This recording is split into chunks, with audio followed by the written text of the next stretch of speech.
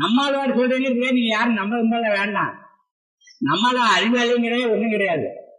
நான் விவசாய காலத்துக்கு போனோம்னா அப்பயே எம்எல்ஏக்கெல்லாம் எடுத்துட்டாங்க, சுரண்டி எடுத்துட்டாங்க.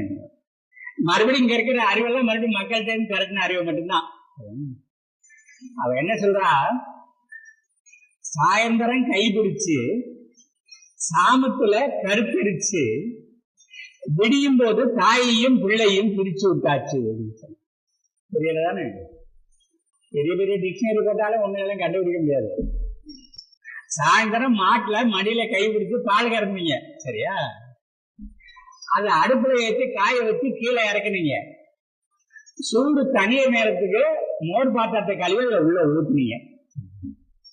நடுசாமத்துல எல்லாம் தயிராகி போயிடுச்சு. காலையில மத்த உள்ள விட்டு கடந்தீங்கன்னா மோரையும் எண்ணெயும் பிரிச்சு விட்டாச்சு. இனிமே மறக்குமா உங்களுக்கு?